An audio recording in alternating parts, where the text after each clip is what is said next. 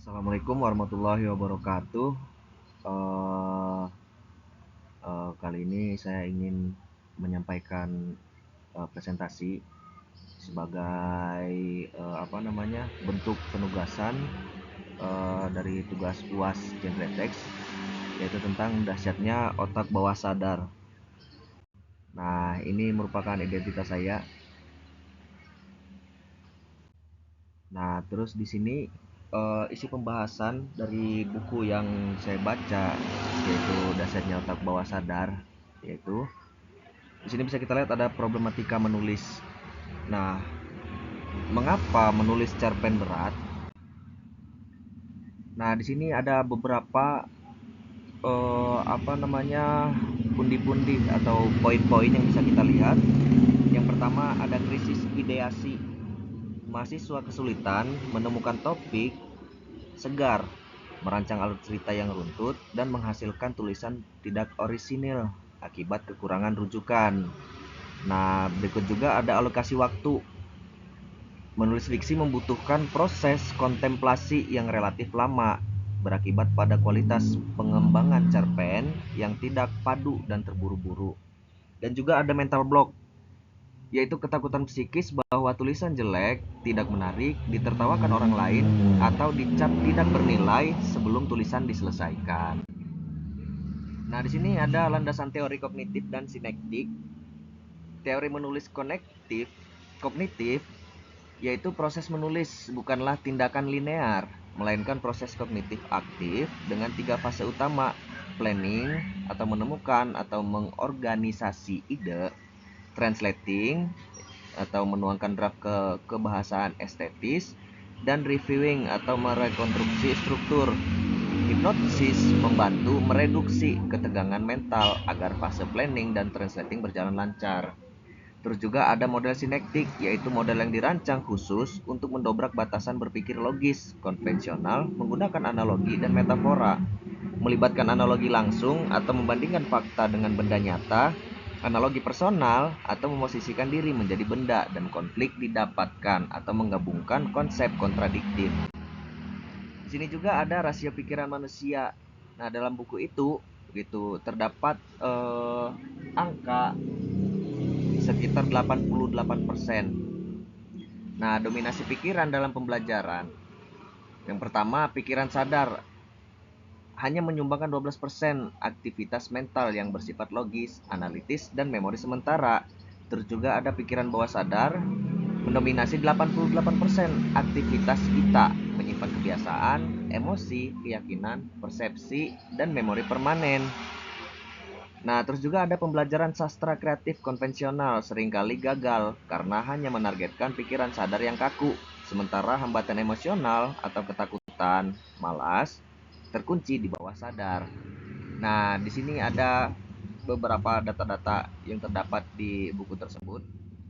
Ini juga sama, yaitu data-data analisis angketnya. Gitu. Nah, terus bisa kita lanjut lagi. Eh Di sini ada sintaks sinektik hipnosis fase 1 sampai 4. Nah, yang pertama ada prahipnosis, yaitu pemberian audio hipnosis relaksasi sebelum kelas, penyebaran angket, serta penjelasan konsep dasar cerpen oleh dosen. Terus kedua ada trance, pembacaan skrip induksi, relaksasi, panca indera, sembari menyuguhkan tayangan video motivasi yang syarat nilai kehidupan. Terus juga ada analogi. Mahasiswa merumuskan analogi langsung dengan mendeskripsikan karakteristik benda terpilih dari video tanpa paksaan. Terus juga ada personifikasi, masuk ke dalam analogi personal, memosisikan diri menjadi benda untuk melatih keluasan batin dan kedalaman emosi alur. Nah, fase berikutnya ada konflik didapatkan, yaitu mahasiswa melukiskan pertentangan batin atau emosi tokoh menggunakan metafora kontradiktif untuk menghidupkan dinamika cerita. Nah, kondisi ideal mengeksplorasi penyelesaian konflik moral fiktif yang orisinal, mencerminkan kejujuran karakter, kepribadian mahasiswa. Terus juga ada sintesis cerpen, menuangkan perpaduan pengalaman pribadi, nilai budaya, dan kondisi ideal ke dalam draft cerpen utuh sesuai kaidah. Berikutnya ada penyuntingan dan terbit, pengeditan kebahasaan, yaitu diksi, ejaan, tanda baca, berkolaborasi dengan dosen untuk diterbitkan sebagai buku antologi. Nah, di sini ada teori seni dan pembentukan karakter. Teori Ars Poetica Heratius, sastra sejati mengusung misi ganda yang harmonis, yaitu ada dulce atau indah, memberikan kepuasan batin, keindahan estetis, bahasa, bunyi, irama, dan kenikmatan imajinatif. Ada utile atau berguna, memberikan kemanfaatan moral, muatan nilai spiritual, dan edukasi bagi pembacanya. Terus juga ada integrasi pendidikan karakter mahasiswa. Melalui eksplorasi emosi cerpen, mahasiswa secara efektif melatih karakter mulia, responsibility atau tanggung jawab, menyelesaikan draft cerpen sesuai tenggat waktu secara berkala. Ada caring dan empathy atau kepedulian, memosisikan diri secara mendalam saat merancang konflik batin tokoh.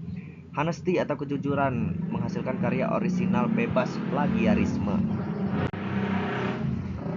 Nah, ini ada tingkatan kedalaman trends atau fenomena trends alamiah gitu.